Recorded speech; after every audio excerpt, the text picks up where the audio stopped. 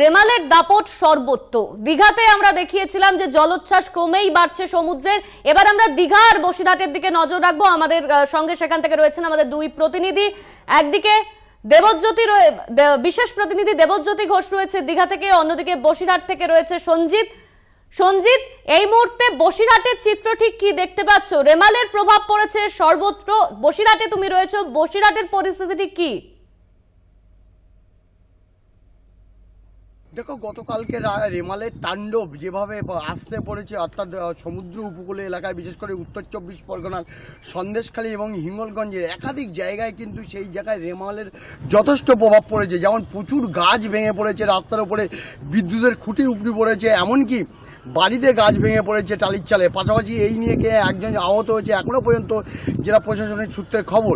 ইতিমধ্যে বহু মানুষকে ত্রাণ শিবিরে রাখা হয়েছে। একদিকে যেমন সন্দেশখালী জেলেয়াখালী স্কুলে, অন্যদিকে হিঙ্গলগঞ্জের বিভিন্ন স্কুলে কিন্তু সেখানে ত্রাণ শিবির করা হয়েছে, সেখানে পর্যাপ্ত পরিমাণে ত্রাণের ব্যবস্থা করা হয়েছে।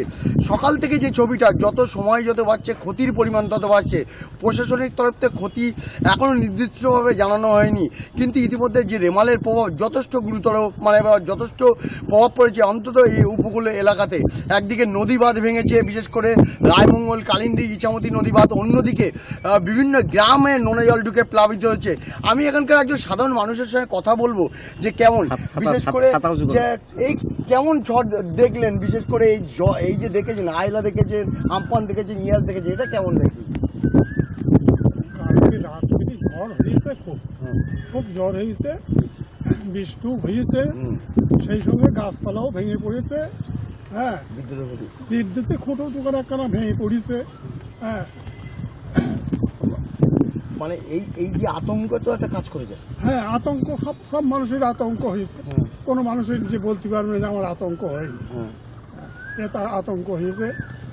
আর প্রশাসনের ভূমিকা ভূমিকা কোনো কিছুই ছিল না।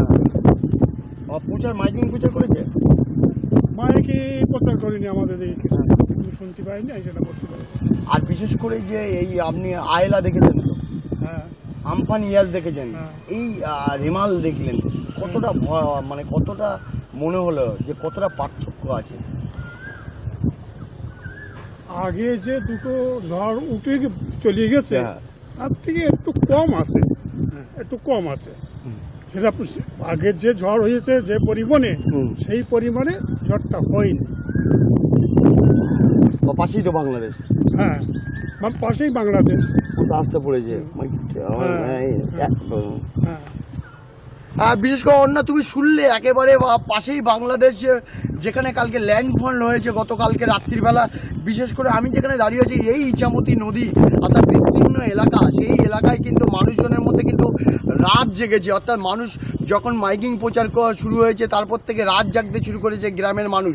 কেন বিগত দিনের আমফান, আয়লা। একদমই সঞ্জিত, তুমি আমাদের সঙ্গে থাকো। আপনাদের বসিরহাটের ছবিটা দেখালাম, আর এবার দীঘার দিকে নজর রাখবো। রবিবার থেকেই সমুদ্র কিন্তু ফুঁসছিল, সঙ্গে দমকা হাওয়া, তুমুল বৃষ্টি। এই মুহূর্তে আমরা দীঘার দিকে নজর রাখবো। সেখান থেকে সরাসরি রয়েছেন আমাদের বিশেষ প্রতিনিধি দেবজ্যোতি ঘোষ।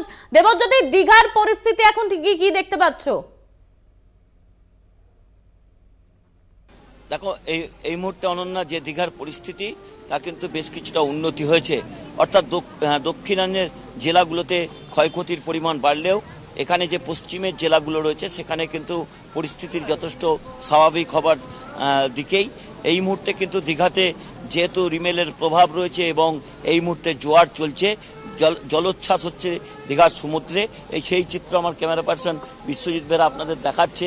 যে এই মুহূর্তে কিন্তু দীঘার যে অপরূপ সুন্দর মহিমা তা কিন্তু পরিষ্কার হচ্ছে, এবং যেভাবে জলোচ্ছ্বাস হচ্ছে তাতে কিন্তু যথেষ্ট খুশি পর্যটকরা। তবে যেহেতু জোয়ার চলছে এবং তারপরে রিমেলের প্রভাব রয়েছে, সেই জন্য ডিজাস্টার ম্যানেজমেন্টের যারা অফিসাররা রয়েছেন, কর্মীরা রয়েছেন, তারা কিন্তু একাধারে প্রচার চালাচ্ছেন, মাইকিং করছেন। এবং এছাড়াও দীঘা শঙ্করপুর যে উন্নয়ন পরিষদ, তাদের পক্ষ থেকেও কিন্তু মাইকিং করা হচ্ছে। তারা অতন্ত্র প্রহরী হিসেবে কাজ করছেন, কারণ যাতে কোনো অপ্রীতিকর ঘটনা না ঘটে। এবং এই মুহূর্তে বেশ কিছু পর্যটক আছে যাদের সঙ্গে আমি কথা বলার চেষ্টা করব।